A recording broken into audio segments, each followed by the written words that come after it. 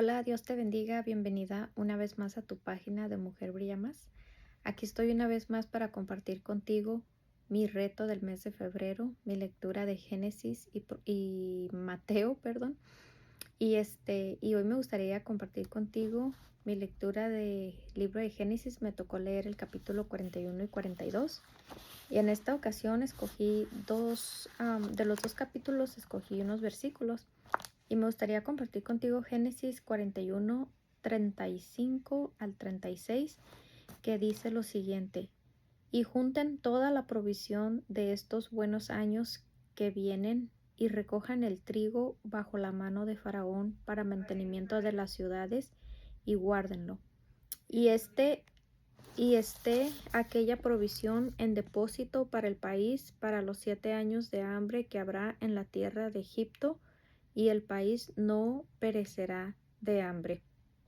Y mientras yo leía este pasaje, me daba cuenta cómo Dios había preparado pues a esta ciudad, ¿verdad? Para que ellos aguardaran provisión mientras venían los años llenos de bendiciones, pero porque también iban a venir unos años donde iba a haber escasez. Y Dios le estaba aquí revelando los sueños de lo que iba a acontecer, ¿verdad? Entonces, aquí el faraón había puesto a José a cargo de todo y él iba a ser el gobernador de Egipto, ¿ah? Entonces, pues aquí en la historia cuenta cómo José fue puesto a cargo de todo y cómo él comenzó a guardar, ¿verdad? Las provisiones y todo eso.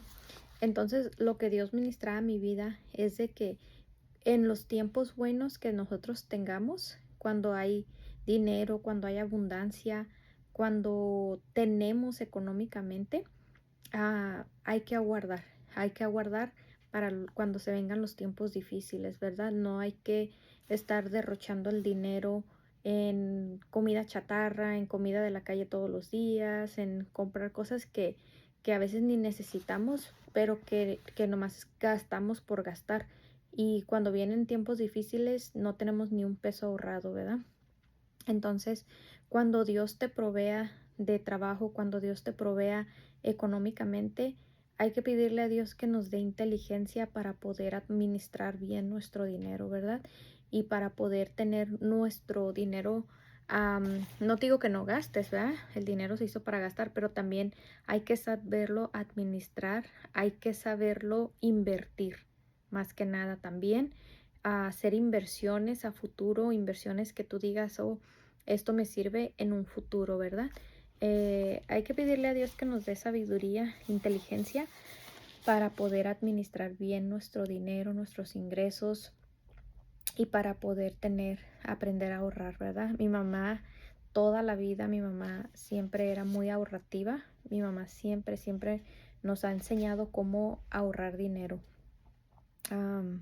Mi mamá es una mujer muy inteligente. Ella todo el tiempo nos enseña cómo ahorrar dinero, nos enseña siempre cómo a vender cosas para que nosotros tengamos dinerito extra.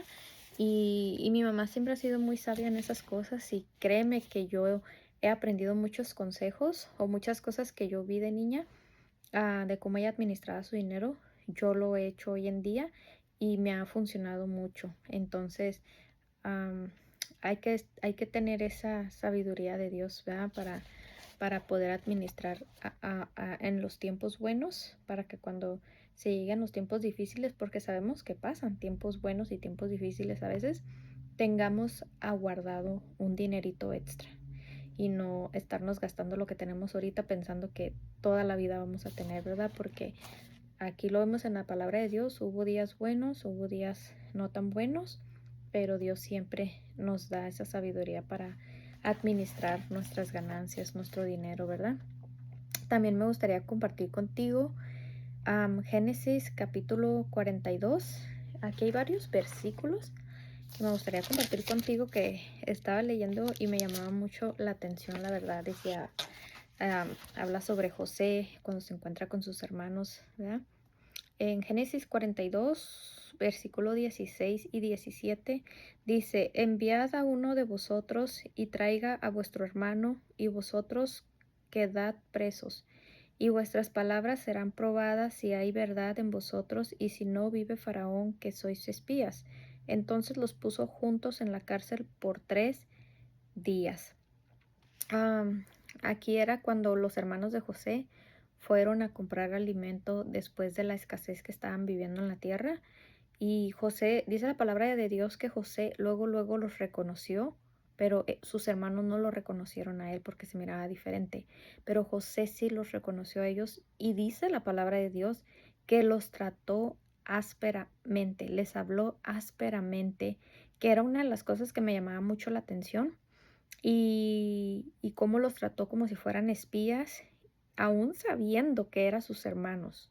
Aún sabiendo José que eran sus hermanos, les habló ásperamente, los trató como espías, y dice aquí la palabra de Dios que los puso en la cárcel por 3 días. Y dice el capítulo 42, versículo 24, dice: y se apartó José de ellos y lloró. Después volvió a ellos y les habló, y tomó entre ellos a Simeón y lo aprisionó a vista de ellos, ¿verdad? Porque aquí la historia cuenta que quería fuerzas que trajeran a su hermano, al menor, ¿verdad? El versículo 30 dice: aquel varón, el Señor de la tierra, nos habló ásperamente y nos trató como espías de la tierra. Esto fue lo que sus hermanos le estaban diciendo a su papá, porque ellos regresaron por su hermano, porque José a fuerzas quería que lo trajeran, ¿verdad? Según él, para comprobar que no eran espías. Y precisamente eso es lo que Dios estaba ministrando a mi vida, de cómo José habló ásperamente a sus hermanos. Cuando llegaron a comprar esa comida, José ya había pasado por la cárcel. Y eso es una de las cosas que yo pienso: si José ya había sido sometido a prisión, él ya había vivido la experiencia de estar encarcelado, ¿por qué él hizo pasar a sus hermanos por esa situación? ¿Por qué les habló ásperamente? Yo sé que quizás no se quiso dar a conocer luego, ¿verdad? Pero los metió presos por 3 días. Él tenía un plan, José tenía un plan, pero a mi punto de vista José no supo controlar sus emociones. Eso fue lo que yo escribí aquí. Después de haber visto a sus hermanos, les habló ásperamente. Cuando los escuchó hablar de lo que habían hecho con él, se fue a llorar, y regresando tomó a Simeón y lo aprisionó a vista de ellos. José ya tenía experiencia en la cárcel. Lo menos que uno quiere después de haber pasado por algo difícil es que otros pasen por lo mismo. Y aquí Dios lo que ministra en mi corazón es de que José necesitaba perdonar y sanar su corazón, ¿verdad? Porque al igual que a nosotros, no importa si nos han tratado injustamente, no importa si la vida ha sido difícil para nosotros, no tenemos por qué hacer que la gente viva lo que nosotros ya pasamos. O sea, siento yo, en mi punto de vista, que José se quiso como que vengar, bajita la mano, de lo que sus hermanos le habían hecho. ¿Verdad? ¿Por qué si él sabía que eran sus hermanos, por qué los hizo pasar por la cárcel cuando él ya sabía lo que se sentía estar preso? Se pudo evitar muchas cosas, pero pues Dios tenía un plan. Él hizo lo que pudo en el momento. Yo pienso que él no supo controlar sus emociones, que quizás pudo haber actuado de otra manera. Y yo siento que a veces como humanos también pasamos por lo mismo. A veces no sabemos cómo actuar después de encontrarnos con las personas que nos lastiman, que nos hacen daño, y a veces los tratamos ásperamente, o queremos que ellos también pasen por lo que nosotros hemos pasado, que sufran como nosotros hemos sufrido, pero no es lo que la palabra de Dios nos enseña. La palabra de Dios nos enseña a perdonar y amar. Y si Jesús nos perdonó a nosotros y Dios nos perdonó a nosotros para que no pasemos por lo que Jesús pasó, ¿quiénes somos nosotros para no perdonar, verdad? Y pues ya se me va a acabar mi tiempo. Les voy a dejar en otro video mi lectura del libro de Mateo. Dios les bendiga. Muy bien. Y en el libro de Mateo, capítulo 21, me gustaría compartir con ustedes mi lectura, capítulo 21, versículo 21 al 22, que dice, respondiendo Jesús les dijo, de cierto os digo que si tuvierais fe y no dudareis, no solo haréis esto de la higuera, sino que si a este monte dijeres, quítate y échate en el mar, será hecho. Y todo lo que pidieres en oración creyendo, lo recibiréis. Aquí está, esta es la parábola bueno, más bien, esta parte es la historia cuando Jesús maldice a la higuera, ¿verdad? Está cortito esta lectura, dice, de hecho, dice, por la mañana volviendo a la ciudad tuvo hambre, y viendo una higuera cerca del camino vino a ella y no halló nada en ella, sino hojas solamente, y le dijo, nunca jamás nazca de ti fruto, y luego se secó la higuera. Viendo esto los discípulos decían maravillados, ¿cómo es que se secó enseguida la higuera? Respondiendo Jesús les dijo, de cierto os digo que si tuviereis fe y no dudareis, no solo haréis esto de la higuera, sino que si a este monte dijeres, quítate y échate en el mar, será hecho. Y todo lo que pidiereis en oración creyendo, lo recibiréis. Que eso fue una de las cosas que Dios ministró a mi vida, ¿verdad? Porque dice, todo lo que pidas en oración, si tienes fe y no dudas, lo recibirás. ¿Verdad? A veces la duda interna es la que nos provoca no recibir aquello por lo que estamos orando.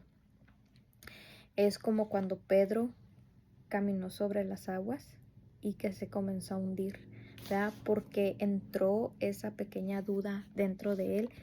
Y así pasa con nosotros a veces. Oramos por una situación y oramos creyendo, pero luego entra la duda a nuestra vida y nos ahogamos en nuestra propia incredulidad.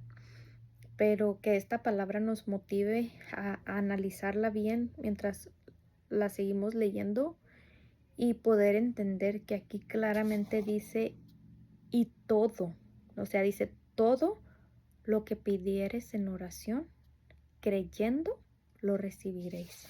Así que tenemos mucha tarea por hacer y creer, ¿verdad? No dudar en nuestro corazón que vamos a recibir aquello por lo que estamos orando.